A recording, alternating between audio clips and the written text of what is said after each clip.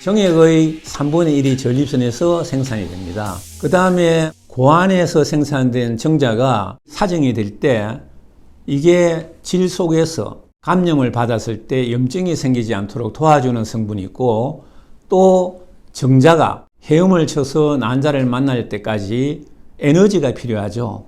그러한 에너지 역할을 해주는 그런 것도 있고, 정액을 쏟았을 때 처음에 보면은 코를 풀어나온 것 같이 방고체 상태입니다. 진리에 들어가죠. 물로 들어가면 다 흘러나와 버리죠.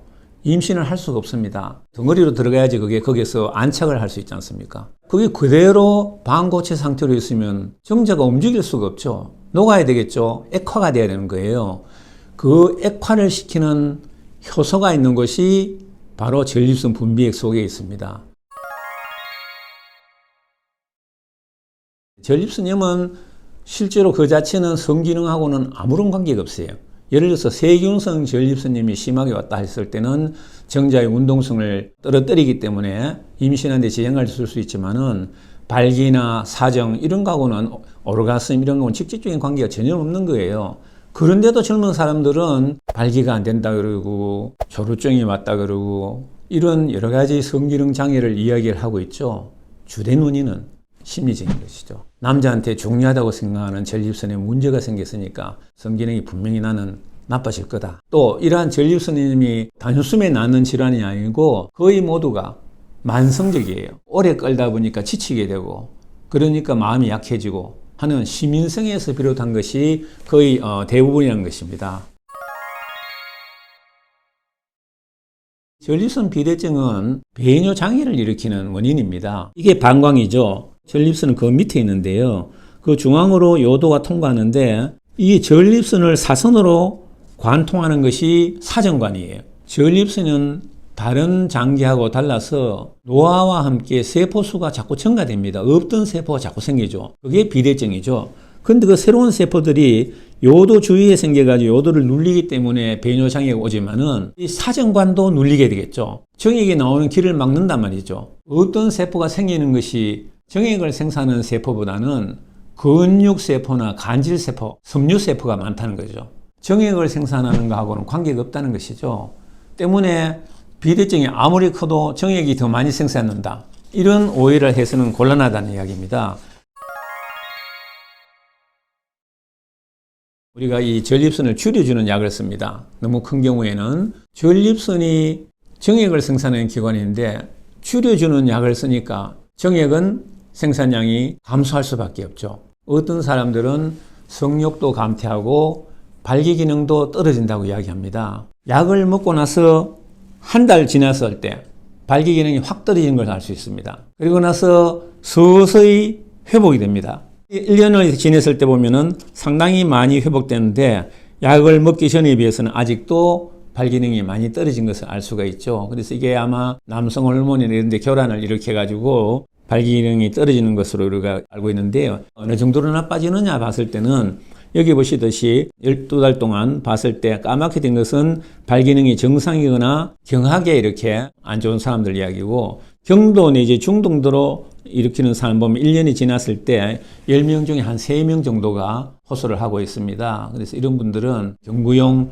발기부전 치료제를 복용하면 도움이 되겠죠. 전립선이 중등도 이상 크지 않을 경우에는, 경도인 경우에는 전립선을 줄여주는 약을 구태여 쓰지 않거든요. 수축을 풀어주는 이 약만 쓴단 말이죠. 이 약들 중에 일부는 정액이 사정을 할 때 밖으로 나와야 되는데 거꾸로 방광 속으로 역류 들어가는 약이 있어요. 그것을 역사정이라 그러는데, 그러한 역사정이 일어나면은 사정은 했는데 정액이 별로 안 나오는 거죠.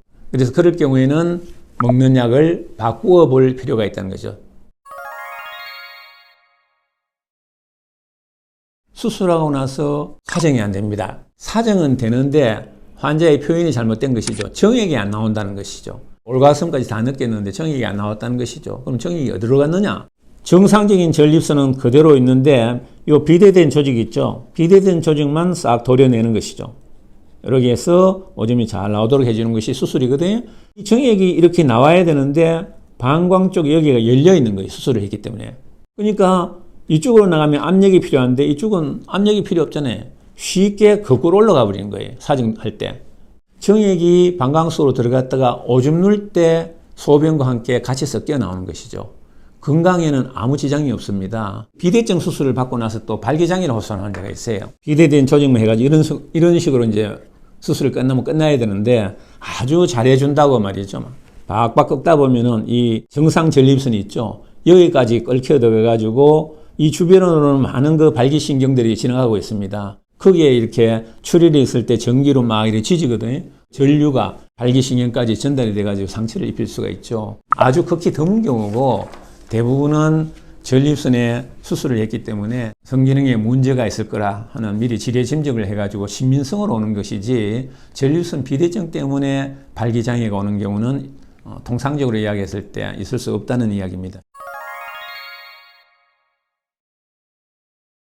전립선암은 전립선 비대증과 달리 완전히 전립선 자체를 싹 없애는 것이죠. 전립선 비대증으로 절제 수술 받는 것은 비대된 전립선 조직만 제거하는 것이는데 전립선 암은 정액의 3분의 2를 형성하는 정낭까지 같이 전립선과 함께 제거를 해보는 것이 전립선 암에 대한 수술이기 때문에 전립선 암 수술에서는 정액이 나올 수 없다는 것입니다. 알고 계셔야 하는 것은 사정할 때 정액이 안 나온다고 오르가슴이 생기지 않는다. 전혀 아니죠. 오르가슴이라는 것은 근육의 수축에 의해서 일어나는 것입니다.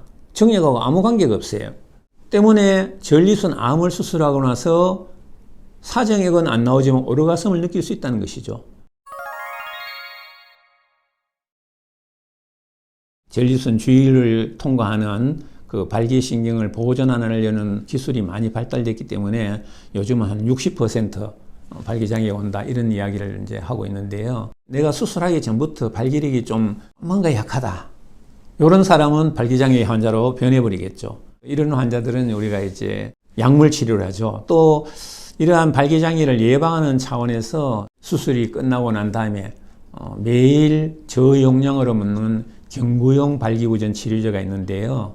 이거를 가능한 한 수술 후 빠른 시간에 매일같이 복용을 시키도록 하면 확실히 안 먹는 사람에 비해서 재활이 빠르다.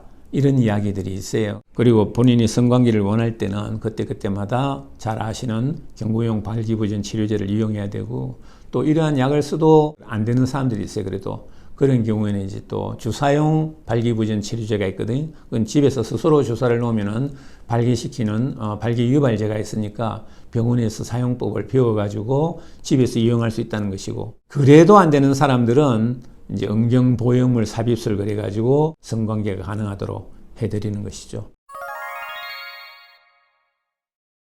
어르신들이 이 문제를 병원에 찾기가 힘들죠. 왜냐하면 젊은 의사들 특히 앞에서 자기의 어떤 불편함을 이야기하기가 힘들고 자기한테 상당히 참 큰 문제인데 이야기했다가 그 나이에 전립선 암이나 전립선 비대증이나 치료해 줬으면 됐지 말이지. 그것까지 뭘 생각하느냐고 하면 상당히 당혹스럽잖아요. 그러나 쭉 제가 설명을 드렸지만은 해결할 수 있는 방법들이 많이 있기 때문에 가셔가지고 이야기하시면은 담당 의사 선생님이 아주 잘 안내해 드릴 것입니다. 혼자 고민하지 마시고 전문 의사를 찾도록 하십시오.